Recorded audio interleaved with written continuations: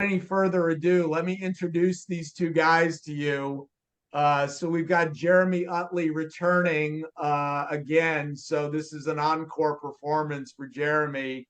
And we've got Henrik Werdelin, absolutely phenomenal guy. So Jeremy, as you guys may remember, he runs the Stanford D School. He wrote Idea Flow, which we had a great time talking about. He's one of the world's leading experts on innovation. He's the GP of a company called Freespin Capital, and he's the host of Stanford's Masters of Creativity. Henrik, most people know Henrik probably is the co-founder of BarkBox. He's the founding partner of Prehype. He's the author of a great book called the Acorn Method. He's an investor, a founder, an advisor. He's the former VP at MTV, and he was named top 100 most creative by Fast Company. And he's a Silicon Alley insider, 100 people in tech. So, I mean, that is a lot of accolades for two absolute rock stars. So before I get into it with them, Kathy, get us started.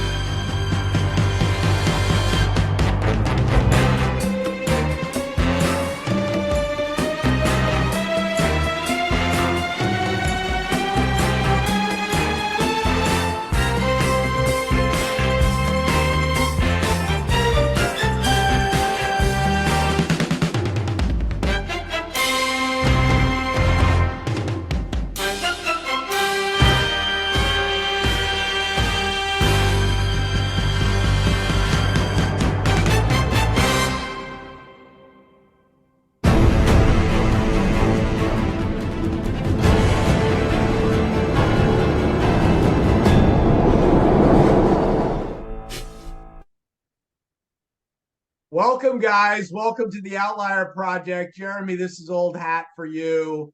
Henrik, what'd you think? Good intro?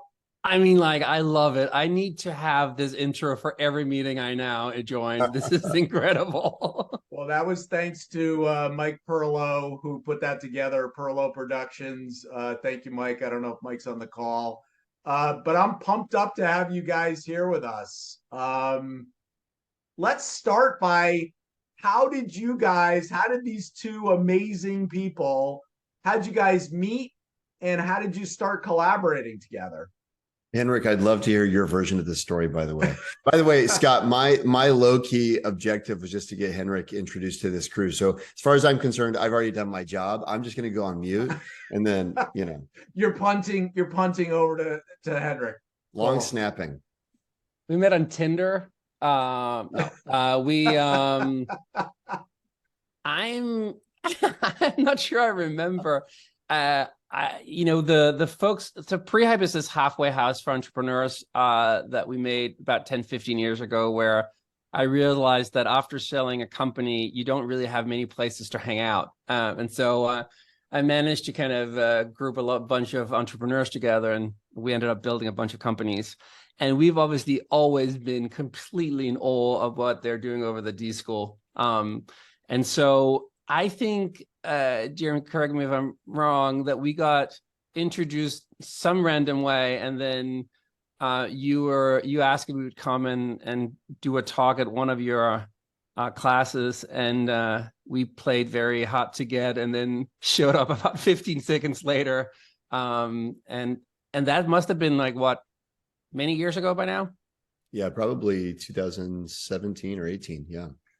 And so since we've been trying to, combine this kind of entrepreneurial resourcefulness that I've been working a lot on, and obviously the design thinking and the innovation kind of stuff that Jeremy have done. And I think we've managed to kind of make those worlds that are kind of associated, but not always kind of completely aligned, like collide in a good way. And yeah, I definitely learned a lot. I love it. Jeremy, do you have a different version of the story?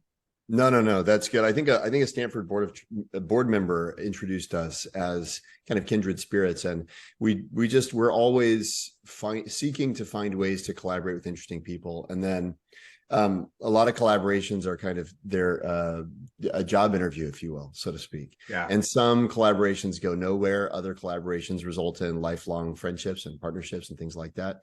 This one certainly falls into the latter bucket. So we were really impressed by what Henrik and his partner Nicholas and their team at Prehype had built. And we've brought them into a number of programs at Stanford. And then we've co-conspired to create a number of interesting things, hopefully some of which we'll get to talk about today. But anybody who's read Idea Flow already knows Henrik, whether you realize it or not, because he's prominently featured in the book. I'll tell you a funny story, Scott. BarkBox is this company I helped start, or I started back in 2012. Some little company, yeah. Yeah. It's a little, and so we went public in 21, and my co-founder Matt and I had to do the big road tour, and everybody is asking, where did you meet each other? And the true story is that the first time I ever met Matt was in a heart-shaped bed on a cruise ship. And so because I had signed up for this conference called the Summit Series, and if you were a little bit a cheapskate and took the cheapest ticket, you would just be automatically mixed with somebody random. Yep. And of course, they have, in an appropriate way, taken the beds in this cabin, it happened to be on a cruise ship, and pushed them apart. And so you could kind of meet this random person. I thought it would be hilarious to put the beds back together. And so I checked in first, put the beds back in together, went up for a drink, and didn't come back into the room until like 2 a.m., at which point Matt, my now co-founder, had already gone to bed. And so the first time I ever lay eyes on this guy, we're lying in this heart-shaped bed on a cruise ship and kind of awkwardly have to kind of put our hands over the duvet and say hi to each other. And so, Jeremy, I think we need like a little bit of like a made-up story that can beat that one. Oh, that's I'm dying for that kind of story. That's so great. So great. I love it. I mean, when I think of both of you guys, I think of innovation and I think of creativity.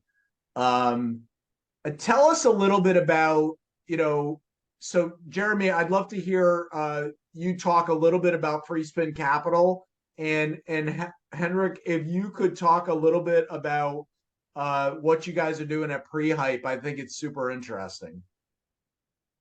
Yeah. I would say Free Spin is informed a lot by Henrik's backstory, Prehype, my backstory at Stanford. The short of Free Spin is what we do is we identify corporate assets that have been created to solve one organization's problem, and we spin that asset out. Oftentimes it's a software or some process or some know-how. We spin it out and capitalize it as an independent business that continues to service the organization, but then importantly becomes an industry utility to service the rest of the industry. So take, for example, a recent investment that we made in a technology that was created inside of a restaurant. And the restaurant had built this technology internally to solve a particular kind of a tipping problem. They called it the tip portal. And when we worked with them to identify this asset, we realized, wow, a lot of other businesses in this space and actually beyond struggle with the same problem that they were struggling with around getting workers paid quickly and being able to track it from a kind of accounting perspective. And so when we realized that, we spun that technology out. Through our network of entrepreneurs, we found a couple of folks who were a really good fit because of their background and experience to run the business. And the first thing is making sure that the kind of founding enterprise has uninterrupted world-class service. They actually have much better service now that it's a outside venture, treating them almost more like a vendor. But then importantly, the new company, which is called Ferry, is now able to service many other restaurants and many other verticals. Now they're selling into golf courses and hotels and many other areas of the economy where folks are earning wages via tips. And what the kind of founding enterprise has is an equity stake in this business. And what the business has is a founding partner, which is a sandbox for prototyping and experimentation and references and things like that. And when we see that kind of dynamic, that's the kind of dynamic that we can underwrite with enthusiasm and get LPs excited about. And so we exist in the service of enterprises that are trying to find ways to almost, in a sense, free trapped startups. So, and that approach is informed by, I would say, many, cul-de-sacs, dead ends, failed attempts at driving entrepreneurial endeavors in organizations, certainly for myself, and then also from Henrik's perspective. So maybe I'll stop there and say, what were some of the experiences, Henrik, that led you to see this as a unique approach? I mean, to give a little bit of background, so 2010-ish, I sold a company that I'd helped build to Facebook, and as mentioned, realized that as a second-time founder, if you didn't want to go back to the corporate world and you didn't want to go to a venture capital firm and you didn't want to sit by yourself at the coffee shop, there weren't that many places to hang out. And so I rented out a space in the Lower East Side in New York, and then basically invited people that was kind of like me to come and hang out. Tried to kind of create like a Motown Studios or a Abbey Road Studios. And what we got very fascinated about was, what is the methodology and how do you build from scratch? If you try to atomize the process and you try to kind of think of what are the first principles of entrepreneurship, what are those, and how can we make it easier for us to build something from scratch and less stressful to run it. And as part of that, we ended up building both a bunch of companies with our own money. Some of them became big, like Bark and Row and Managed by Q. And we also created a arm where we created the incubation program for a lot of Fortune 500s. And so we would go in and help a big company say, what is the opportunity space? Where can you build a new business unit? And then we would help them build these new business units. And the truth of the matter is that we were way more successful building our own companies than we were in helping big companies build their new business units.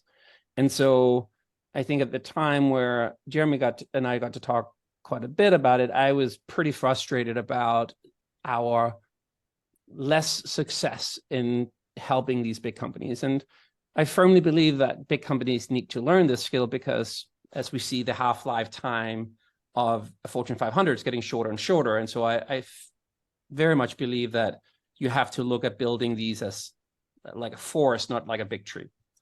Mm-hmm. And so I think Jeremy had the insight that a lot of the time when people think about innovation in a big company, they always think about innovation as a new product they can sell to their existing customers. And meanwhile, if we look at some of the very, very huge successes there's been in companies that managed to reinvent itself and create new business lines, often they were building a product for themselves. Amazon building AWS being the most iconic example. And so we started to get obsessed with this idea that there are companies out there that have had a pain point that was huge, and it was so big, in fact, and there was no products out there, that they create a solution for themselves. And so instead of trying to look at stuff that have to happen in the future, as Jeremy normally said, we could just look at what problems people have solved in the past. But often internally, it's not considered being part of the core business or being something that people should focus about, because it's not serving their existing customer set. And so we went looking for those cases and stumbled over the case that we call Fairy that Jeremy mentioned. Amazing. Again, I always think of you guys as being wildly innovative and wildly creative. And Henrik, I've heard you talk quite a bit about, in typical corporations, they think of people as creatives and then non-creatives, and I don't think you really buy into that. I guess one of the questions that I have for you guys is, how important is unstructured time to give you room for innovation and creativity? How do you guys think about unstructured time personally for yourselves? Maybe I'll go first. I'm a huge believer that innovation is not linear, and that people often get very kind of focused on this idea that you have to see the future and then you just work towards it. I think the having serendipity and having different worlds that kind of collide, at least for me, has always been the way to do it. And I don't have like a very elegant way of describing it, but like here I have this story that at least like brings it to life. I think most people, when they think about classic innovation, think about it like making a pop song, just to stay in the music world, where there's like a start, a beginning, and end. It's very predictable, and you know that if you make this song, then you can make a hit record. I think what jazz have told us is that it's much more about setting an environment and a vibe. And if you create the right environment and people start to jam together, then truly amazing things can happen. And so a lot of the stuff that I have been successful with were less about seeing a very clear future and then working towards it. And it was more about what I call making is thinking, where you create an environment, you throw a lot of different kind of like inputs at it, and then you kind of the score take care of itself. And so I think it's very important to allow yourself not always to kind of feel that you can predict the innovation path, but all equally important that you have to be in the game of trying all the time. And so the only thing I would say was unstructured time. I do think that there is this sense that if just you gave people a lot of extra bandwidth, they would be able to come up with something amazing. That tend not to be the case in my experience. People who create stuff from scratch, they have agitation, like they have something that drives them forward. And that means that they often find that extra energy from somewhere else, you know, being made fun at school or whatever. And then I think they often have the curiosity to be interested in a lot of different domains. And by having kind of like the energy and having the curiosity of a broad set of things, that kind of like gets mixed together and often something good come out of it. But this is probably more a field for Jeremy than it is for me. No. I love what you're saying. And just one thing I would add, and I'll brag on Henrik because actually he doesn't know it, but I reference him in keynotes from time to time. I know, I'm sorry, Henrik, I do, because you're exemplary in this regard. You probably don't even know it, which makes it even better. One of my, Scott, this is not, it's a tangent, which, you know, I'm prone to, but it has bearing on the question.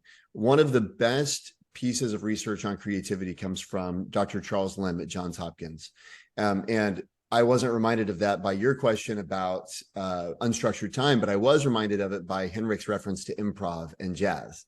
Because what Dr. Lim, he's a musician, he's obsessed with music, and what he's done is he's conducted studies where he puts not only jazz musicians, but also freestyle hip hop artists inside an fMRI machine. And he watches and he basically gives, you know, a hip hop artist, he'll give him several known bars or lyrics, and then he studies what part of their brain is working, right? And then the question for him is, if I prompt them to freestyle or recite, you know, lyrics off the top of their head, what part of the brain lights up, right? Same with jazz musicians, puts them in, and he's got this truncated keyboard so they can actually play the keyboard while they're in the fMRI machine. I kid you not, which is just hysterical. And again, the question is, okay, they're playing known sheet music, and then they switch into jazz and improvisation. What part of the brain lights up? And the fascinating thing is actually not what part of the brain lights up, it's what part of the brain goes dark.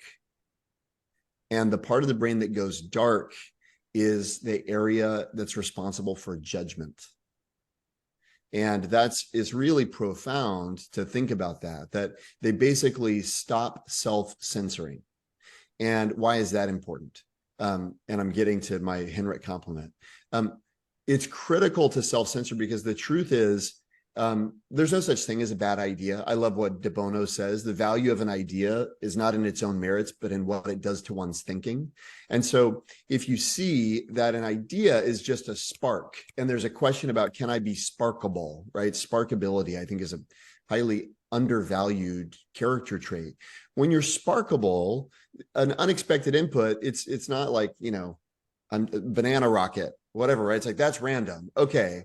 Well, what does banana rocket make you think of, right? I'm thinking about like, what if my girl's breakfast actually went to their room? Oh, that's kind of interesting. I mean, literally, I've never had that thought before, but just not saying, what do I think of Banana Rocket, but rather, what does Banana Rocket make me think of, is a very different kind of orientation. Coming to the Henrik compliment. And of course, Sparky's barking now because he knows that I'm talking about Henrik.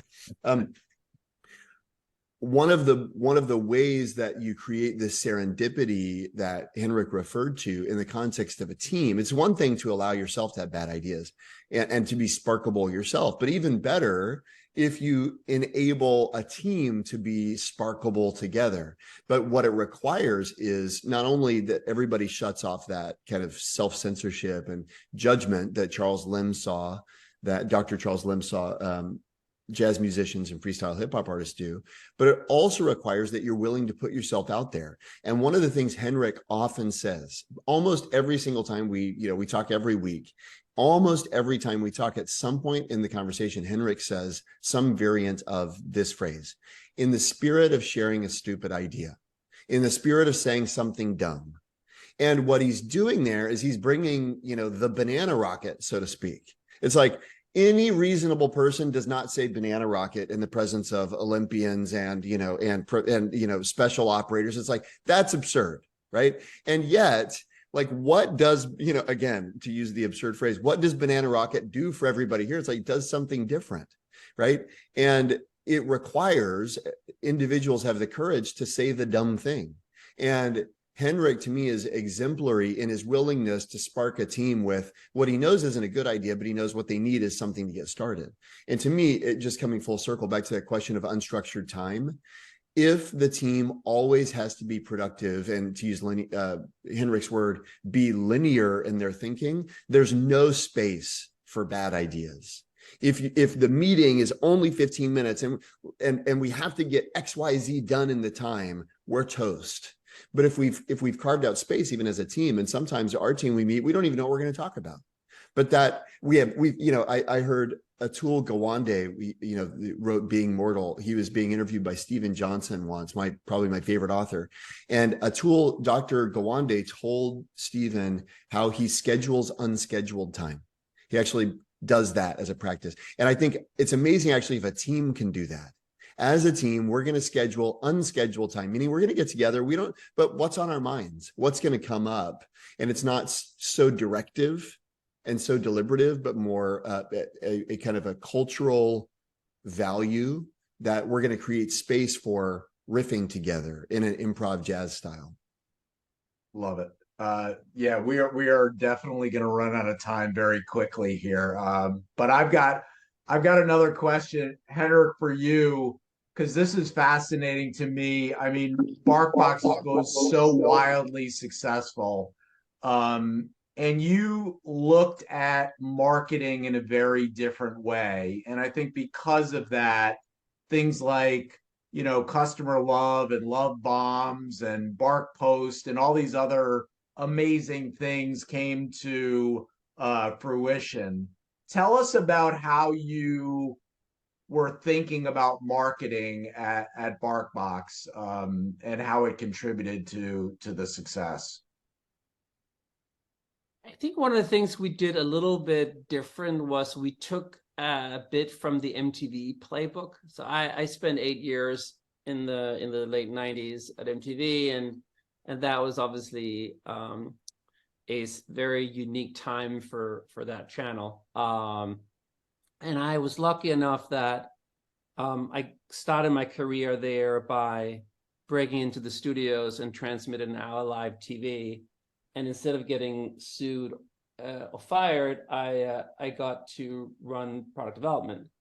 And what was, I think, unique and what Judy McGrath at the time kind of taught us all was that it wasn't about music, the utility, it was about music as the lifestyle.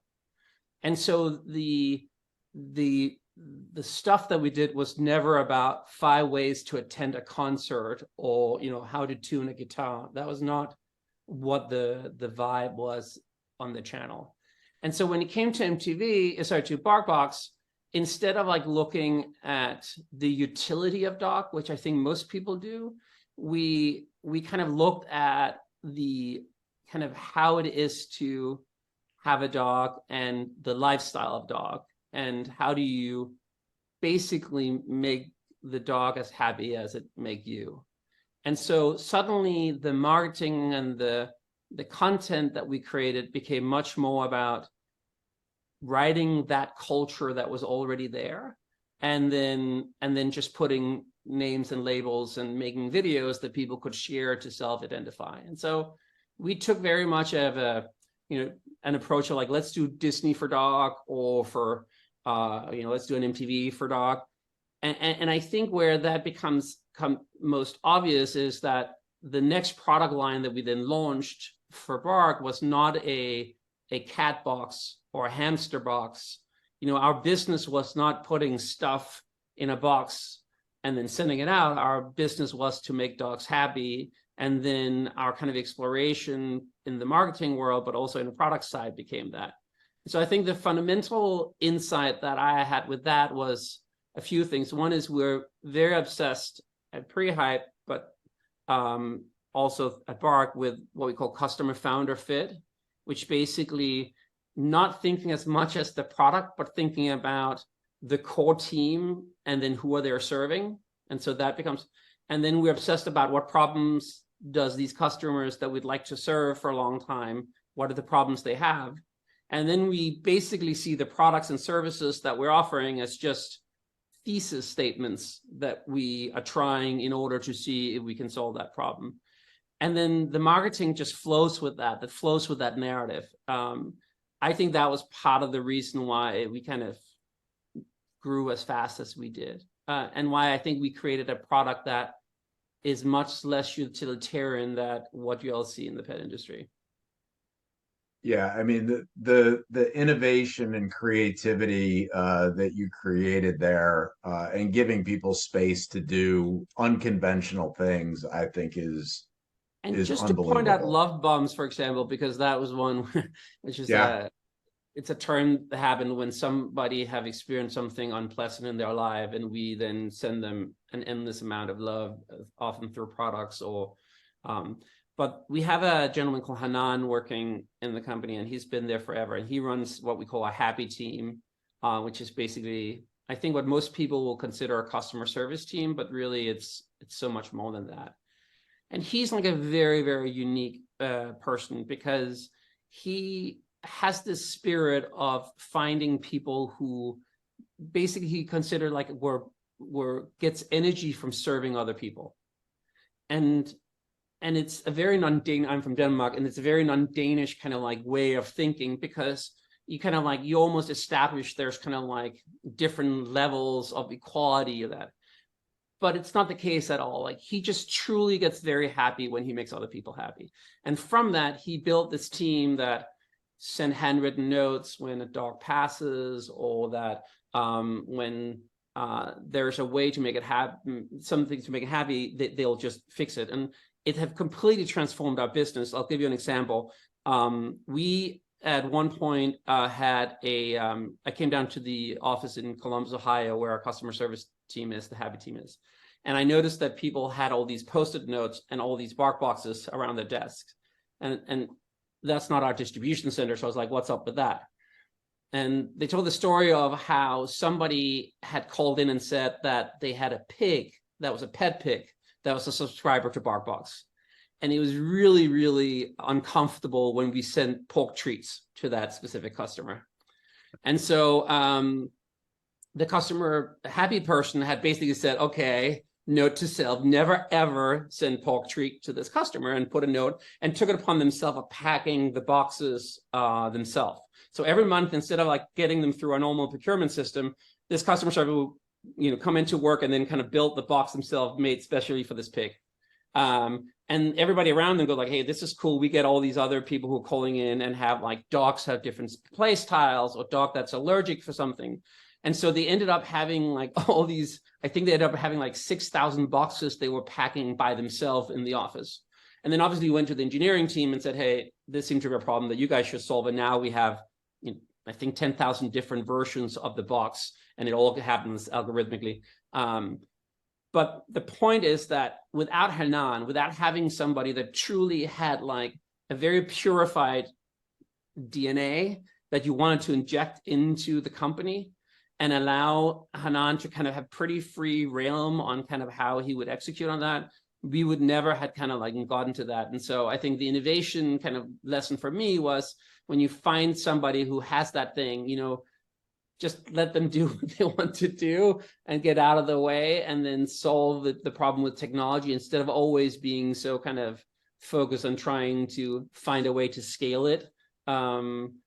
Because you could do that after, if you're making the customers happy. I mean, it's just such an incredible example. Most of the people on this call are in a leadership role, but you know, to give people that type of autonomy and not be the, well, we don't do that, that's not our business, and shutting that down, and instead of doing that, celebrating it and figuring out, you know, how to please the customer. What an unbelievable example. All right, we've got tons of people lined up for questions, so unfortunately, I don't get to ask anymore. We're gonna go to Randy in Florida. Randy, you're up. It's not a question, it's a comment. Thank you guys for being here. Last year, we had the privilege of having Jeremy on, and I didn't really know anything about him before, but I will simply tell you, he's, I think, the best follow on LinkedIn.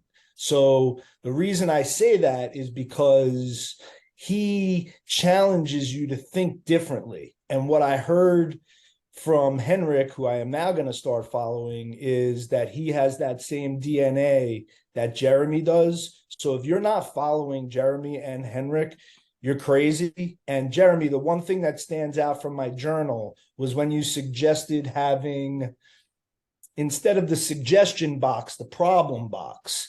And I presented that to somebody, and it was very effective. So thank you. No question. You guys are awesome. Thank you for being here today. I think that, Randy, first of all, you're amazing, and thank you for the compliment. And I agree, everyone should follow Henrik.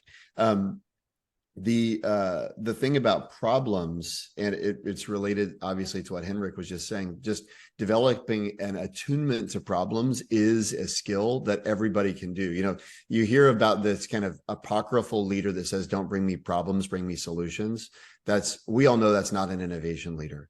Leaders who are innovative love problems. Like, ooh, that's a good problem, right? And having as Randy said, having a problem box next to the suggestion box really normalizes the, you know, I'm gonna make the most obvious kindergarten statement of the whole session right now, just for the sake of anyone who, like me, is very simple-minded. A problem is necessary to a solution.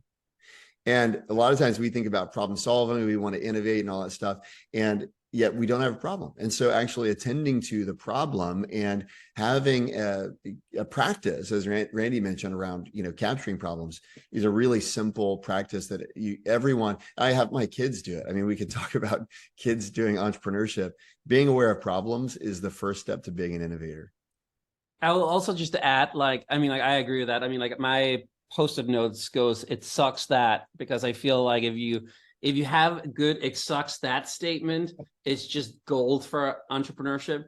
The second thing is that nobody will tell you their idea. They'll be like, sign an NDA. But if you ask them what are the big problems, they will babble on forever.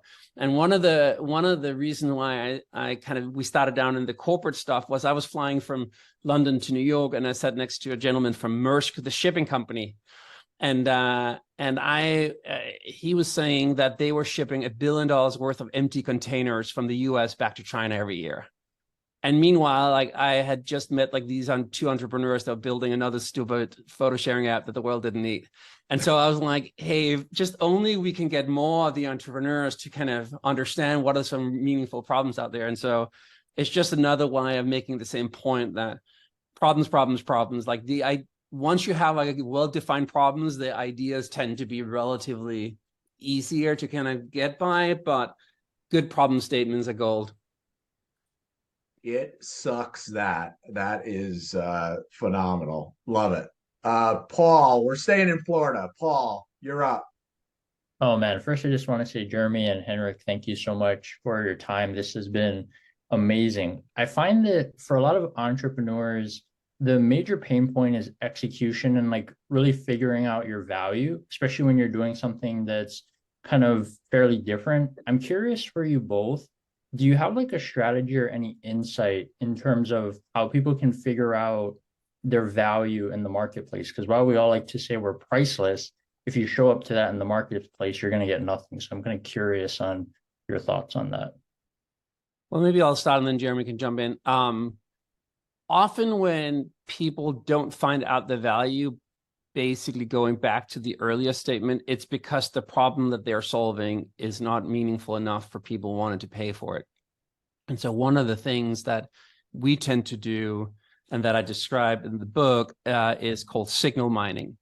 And so what I often would do was, when we have a problem and we come up with a solution, I would create a landing page, and then I would try to drive traffic towards it to see if people wanted to sign up for it or even better pay. In fact, when we started BarkBox, Matt and Carly and I were just riffing on different ideas, and we came up with, how do you make your dogs happier in New York City where it's tough to get cool stuff? And I made the first version of BarkBox on my phone, and we went down to the local dog park and showed it to people. And a bunch of people said, hey, that's cool, sign me up and you're ready. And I was like, I have Square on my phone, so if you want to give me some money, like, I can take them here. And so we ended up having like 70 accounts before I even knew what the product is. And so it might be a little bit of a roundabout way of trying to answer your question, but I feel that we can often try to understand how heightened the problem is and how willing people are to pay for your solution before we actually make anything, which saves you from the trouble of then having to come up with brilliant marketing to try to promote something that might be more a vitamin pill than a painkiller. The only thing that I would add to what Henrik is saying there, Paul, is removing conditional language. Henrik and Matt and Carly did not go down and say, if we did this, because what people say, oh, good job, guys. Let us know when it's ready. We'll be sure to, and they would spend a lot of time building something that maybe nobody wanted. Instead, what they said is, we have this, sign up here. Are you ready to literally swipe your card on the square? So moving from kind of hypothetical decisions to actual decisions. And you want to create as believable, high believability for low investment of time is kind of you could call it experimental ROI. And so you want maximum believability and minimum investment. And if a decision feels real to someone, Paul, to your question, that's a way of understanding the value to the market. If they feel like they're just like, I could have everybody who's been a consultant raise their hand, right? It's like, can a consultant create any kind of data they want? Yes. I get a clipboard. I go to the mall food court. I've done it a lot of times as a former consultant. Excuse me, mister, hate to trouble you during dinner. My boss has a really good idea about a beer garden up there on 4. And I was wondering, would you mind just to let me know, be totally honest with me. Do you like that idea? What is the guy going to say? Put me down for a yes, buddy. Tell your boss I love his idea, right? Not because he does, because it's awkward, it's embarrassing, right? And it's cost him nothing to lie to me. So what you want to do is you want to create a scenario where someone feels they're making a believable decision, not telling you what you want to hear. Love that. That was so insightful. Thank you. The good colonel in Illinois, Scott Heathman, you're up. Thank you, gentlemen. So great to see you and just listen to this conversation. So one of my side hustles is I love getting my hands involved in humanistic innovation in the St. Louis area. Specifically, I'm working with a great entrepreneur in the food insecurity business right now. And he's really come up with some highly innovative ways using existing capacity. So I was interested when you brought up the free spin thing here, where you're essentially taking existing capacity and using it for good, hopefully in a lot of other areas and not just for that company. Is that kind of a trend that we're seeing, or is that kind of when resources get constrained, we tend to kind of look for existing capacity to see if we can retool and find new ways to make this, a broader problem solver, if you will? I don't think people are really looking for it. I think they should. I mean, like, you're your question is super astute. I here in Denmark, they have something called Arla. It's all the farmers, and they found out at one point that the byproduct of making cheese was to make kind of like this stuff they would throw away and end up becoming protein powder, and obviously becoming like a hugely successful byproduct business line. I think the point is less that is something that is happening now when like finances are tight. It is more something that we should look more at it, because there's probably much more of it just hidden in plain sight.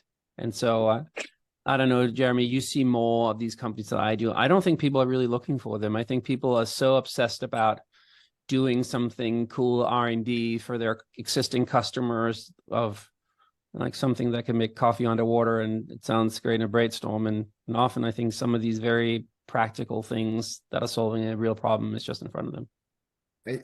I agree, Henrik, totally. And Scott, I agree. It's a great question. I think the challenge is the entrepreneurial mindset is missing. I was talking to a gentleman who runs a family business, or one of the largest bottlers of one of the largest beverage companies in the world. And I met him at a conference last week, like a CIO conference. And he was telling me about how he goes, do you know how much a pallet of soda weighs? According to our company records, it weighs 2,000 tons.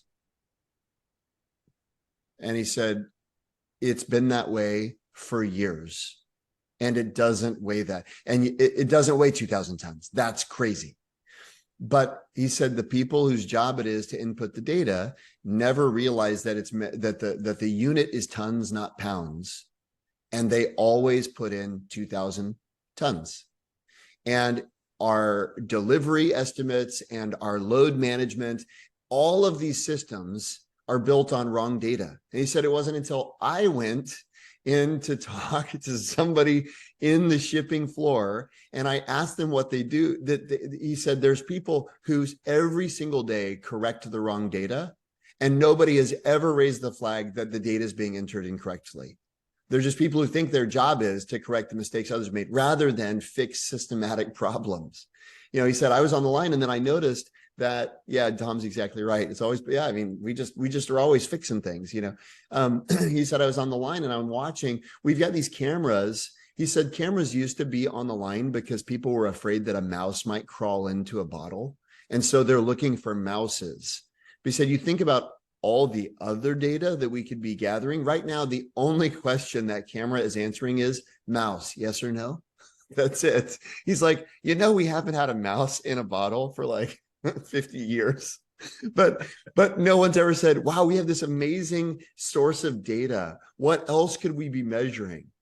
And he said it wasn't until like I inherit the family business, I start looking around, and he has that entrepreneurial attitude. He's incentivized properly, all this stuff, right? But I think a lot of folks they're clocking in, they're doing the job they got told they're supposed to do. And yeah, I'm always correcting manual input errors, but like that's what I'm supposed to do. And they don't ever see bigger opportunities. And I think that, getting back to your question of spare capacity, Scott, it's just like Henrik's example, the Maersk, shipping container going back empty. It's unless it's somebody's job to actually be identifying those problems and treating them like opportunities, then those problems persist because everybody just inherits them. And so to me, it gets back to the question of, are there folks with an entrepreneurial mindset who see problems as opportunities, who see workarounds as evidence of an opportunity for innovation? But it's a different orientation and mindset than, I would say, the reason most people take kind of a stable, secure job is not because they want to find problems, it's because they need to bring home a paycheck. Can't hear you. It's more, there's an asymmetry or a misalignment between kind of a lot of folks' expectations and desire and the needs that you're speaking about, Scott. Now, thank you both. I appreciate that. So Scott Heathman, when Henrik says super astute question and then Jeremy says great question, I would just take that clip and put it like on a loop on your social media and just, call it a day. That's pretty good. Amy, you're up.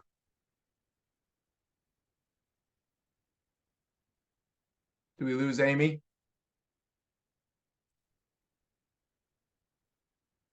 All right, we're going to Freeman in Calgary. Good morning, Jeremy and Henrik. Thanks so much, you guys. I really appreciate this. Has been an amazing almost hour now. I had a couple of questions for you guys. I'm currently working with a company. We're kind of pushing what we call human-centered innovation management and kind of making innovation kind of a core concept in businesses and stuff. But I'm curious from like your guys' perspective, what is really the way that like companies can measure their innovation to make sure that they're actually getting a return on what they're doing with their innovation? And secondly, would be how can people inside of an organization kind of help them, their maybe like the leadership in that organization, understand that innovation is a useful part of the thing and not just a fun kind of side project to have on the side, but how can they kind of champion and show that innovation is a useful part of an organization? I'll give a simple measure and then pass it to Henrik. A simple measure, Freeman, is how many things are you killing? And you should have a minimum kill threshold. If you're pursuing innovation, it's a low probability endeavor, which means most things you do won't work. If most of your innovation projects are successful, it means you aren't innovating. If you don't kill most of the things that you're trying, it means you are exploring broadly enough. And so for me, one of the most important things to be measuring is how much stuff are we pruning every year and saying we can't do that anymore. We don't have resources for that anymore. And for most people, they're looking at like they want a 95% kind of utilization or something. That's just not how innovation works. And so kind of flipping, I've got a friend who runs an innovation program at a, enormous conglomerate. In his division, he has a minimum failure threshold.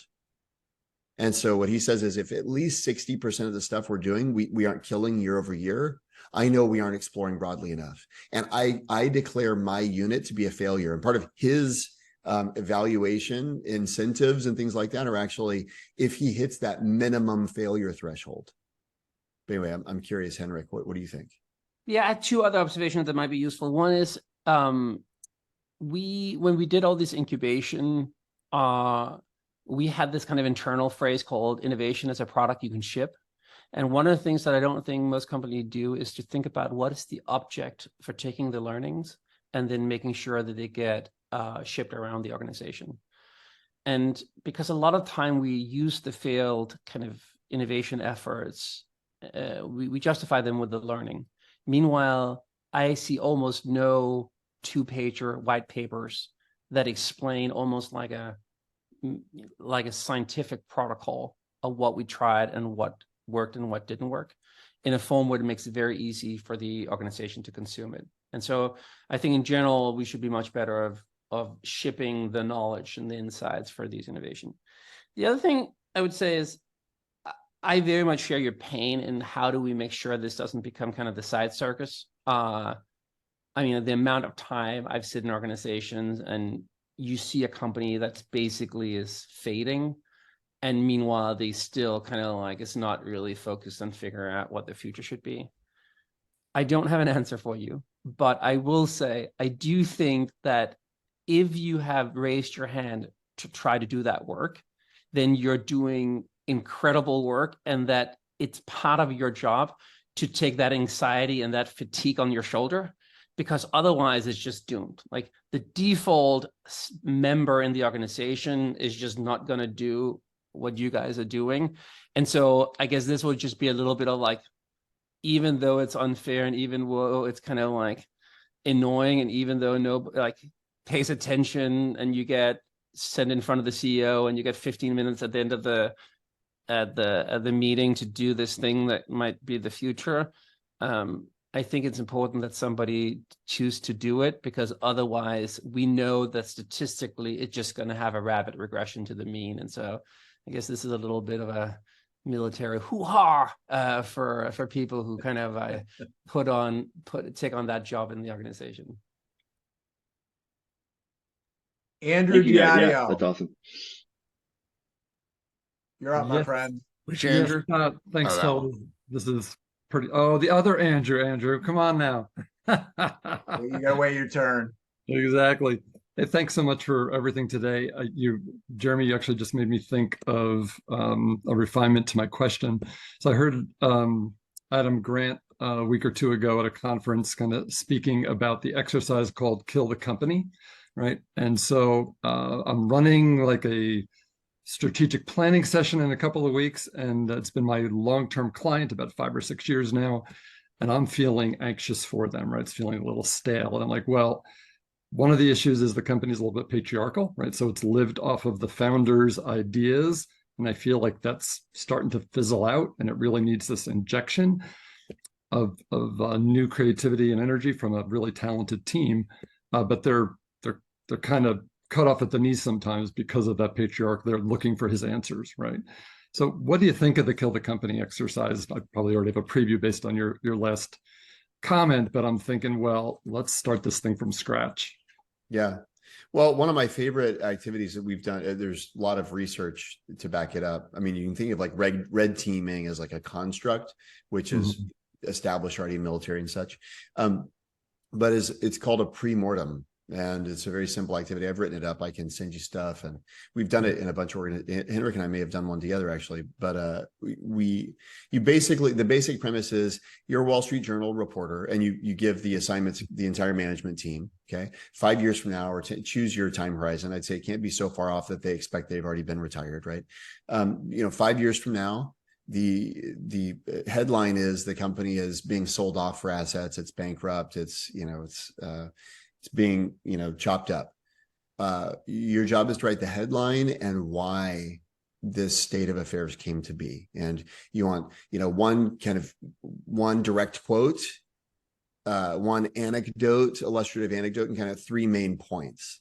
Right? But you basically have everybody write a 1-page article, and then you come together. You can have a facilitated structure where folks kind of break into small groups, share their articles, distill themes. But what's happening is there's a cognitive bias called loss aversion, where people tend to think more creatively, and they're more risk embracing when contemplating a perceived loss than they are when contemplating a perceived gain.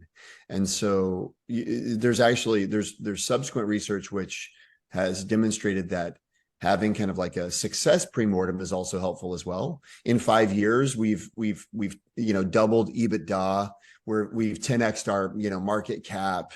What happened? How did we capture such phenomenal growth prospects? There's evidence that thought exercise works well. So perhaps doing them in concert might be great. That'd be awesome. Thank you. Really appreciate it.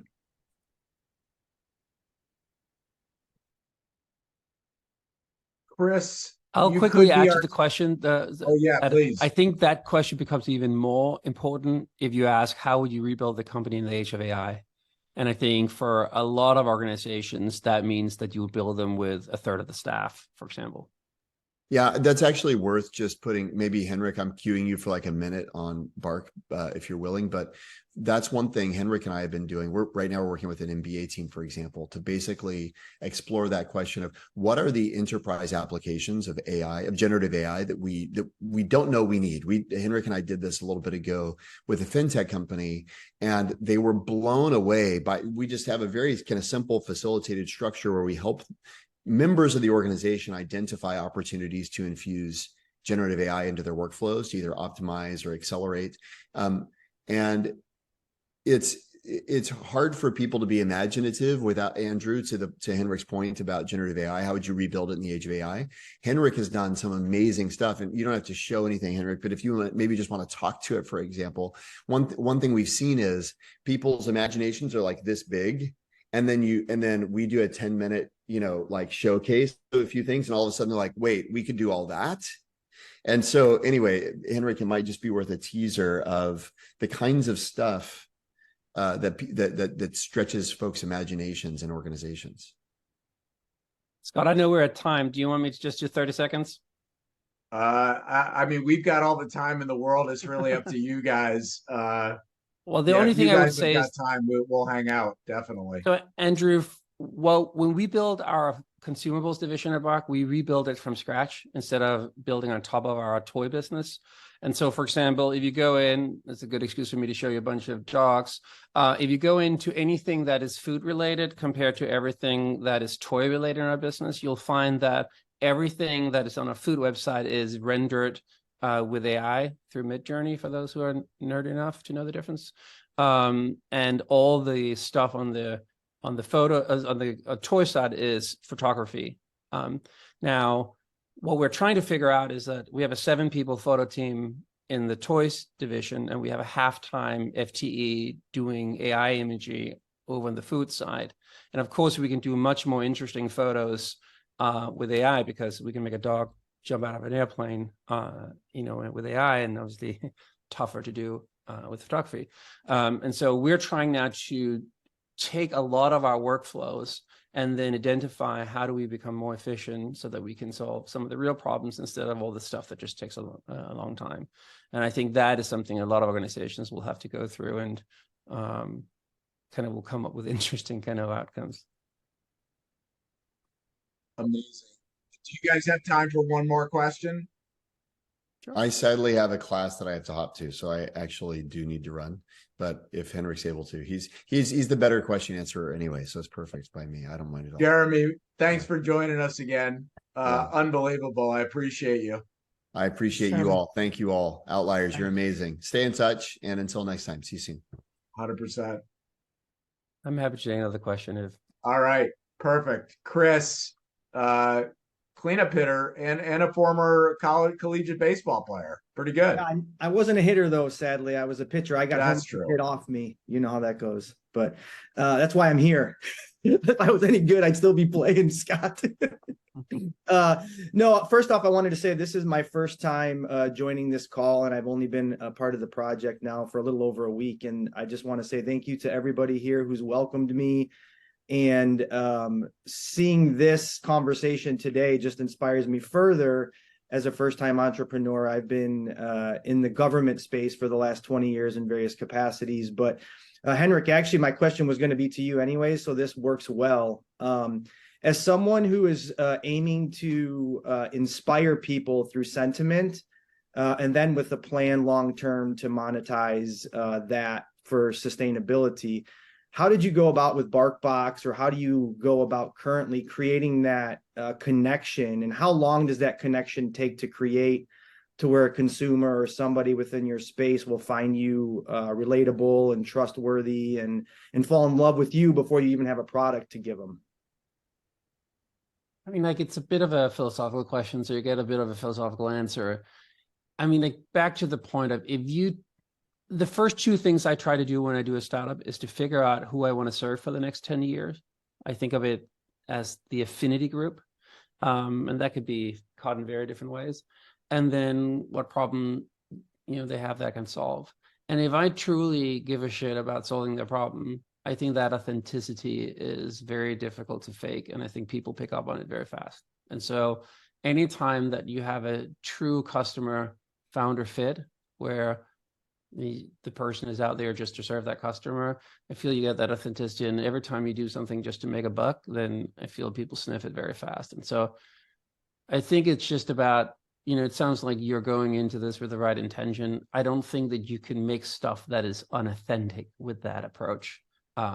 Even if you make something that looks a little bit odd, off, or not slick, I think people can sniff it to stay in the dog space. I love it. Henrik, this has been an unbelievable hour. Thank you for joining us. So much fun.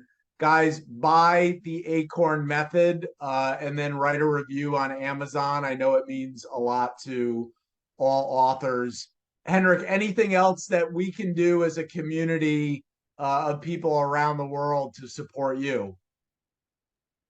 No, I think my life mission now is to get more people to kind of stumble into the stupidity of entrepreneurship. And so I think by just kind of, raising their hand and wanting to solve somebody else's problem, I think they're helping me at least trying to do what I'm trying to do, which is try to get more people to do that.